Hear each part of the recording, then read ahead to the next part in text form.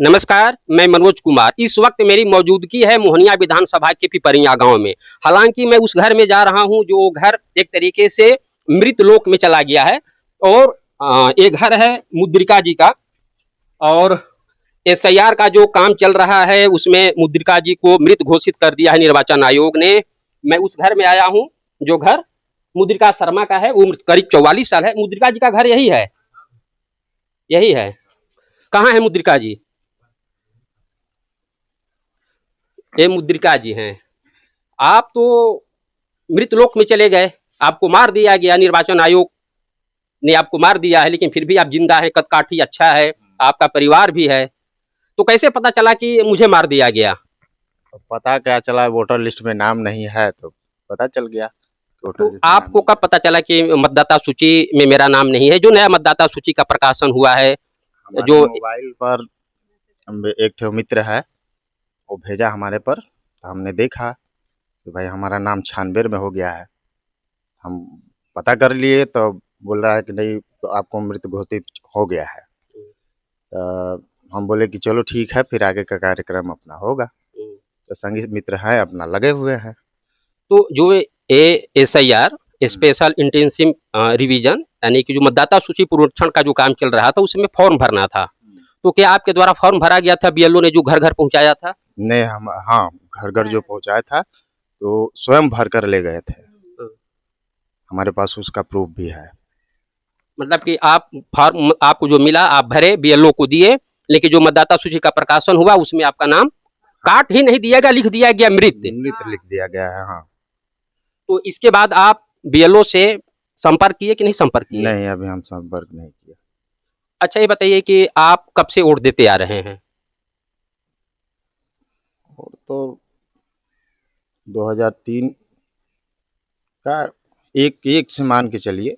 अब तो इतना याद नहीं है, लेकिन मान लीजिए कि हालांकि उम्र 44 साल है। तो चूंकि निर्वाचन आयोग ने स्पष्ट कहा था कि जिसका भी नाम 2003 के मतदाता सूची में है उसे कोई भी डॉक्यूमेंट नहीं देना है, यानी कि वो मतदाता सही है, शुद्ध है, भारत का नागरिक है।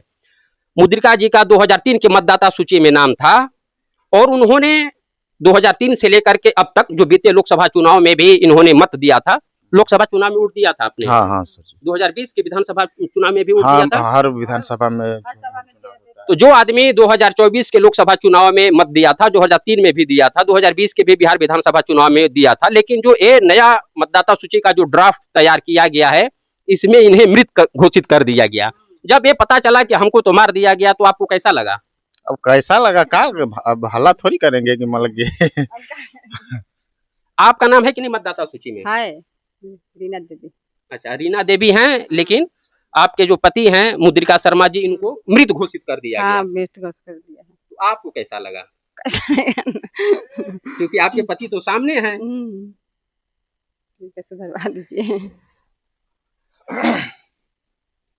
ये वो काम, मेरी खुशनसीबी है कि मैं आज मृत लोक में हूँ, क्योंकि इसलिए कि मुद्रिका शर्मा भी मृत लोक में जा पहुंचे हैं। मैं इनके साथ आज चाय भी पीऊंगा और बिस्कुट भी खाऊंगा। आपको कैसा लग रहा है मृत लोक में देख करके? हमको भी, खास करके मुझे, क्योंकि मैं धरती से आया हूँ आपसे मिलने के लिए।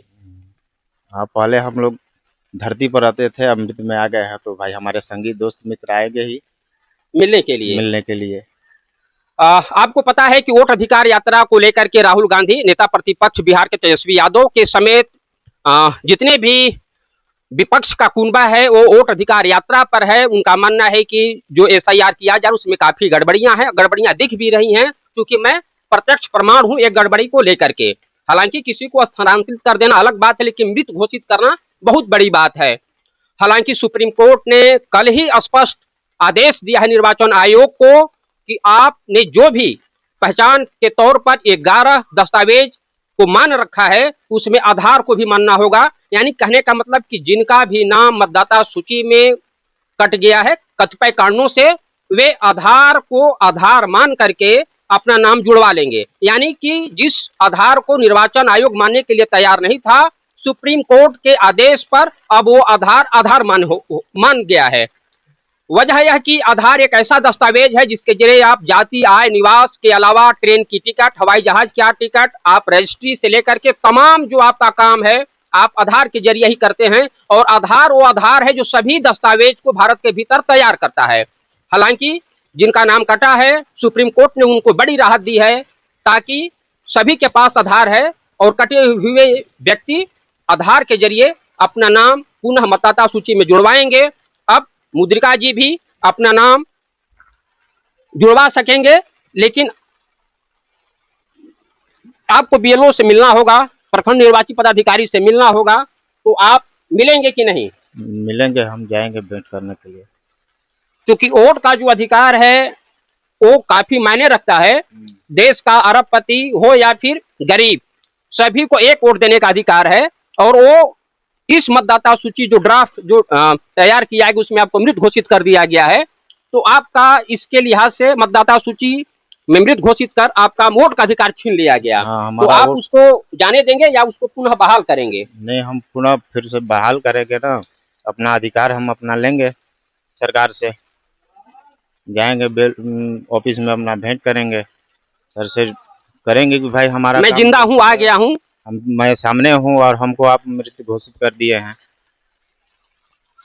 तो मैंने कहा था कि मृत लोक में चाय, और मृत लोक में चाय केवल मुझे ही नसीब है। आप भी चाय पीजिए, ताकि देश दुनिया देखे कि किस तरह से एसआईआर के जरिए गड़बड़ियां हुई हैं। पता ये भी चल रहा है कि इसी मोहनिया विधानसभा के इसी गांव में एक दो और लोगों के साथ ठीक इसी तरह का वाकया हुआ है। बात ये भी आ रही है कि सुप्रीम कोर्ट में जो मामला चल रहा था उसमें कैमूर को एक तरीके से, कैमूर के मतदाताओं को एक तरीके से प्रमाण के तौर पर प्रस्तुत किया गया था। रामगढ़ विधानसभा में भी जीवित को मृत घोषित किया गया है। मैं कोशिश करूंगा कि वहां भी जाकर के मृत लोक में पहुंचे उन तमाम लोग जिनकी संख्या 2-4 भले हो, उनसे मिलने की कोशिश करूंगा, ताकि यह स्पष्ट हो सके कि मतदाता सूची का जो ड्राफ्ट तैयार किया गया है उसमें कितनी गड़बड़ियां हैं। कहा जा रहा है कि बीएलओ डोर टू डोर जाकर के सबसे संपर्क साधे हैं, क्योंकि बीएलओ इसी गांव के थे, और इसी बीएलओ को नहीं पता है कि मुद्रिका जी जीवित हैं या मृत हैं, और जीवित को आपने मृत घोषित कर दिया। आखिर कैसे?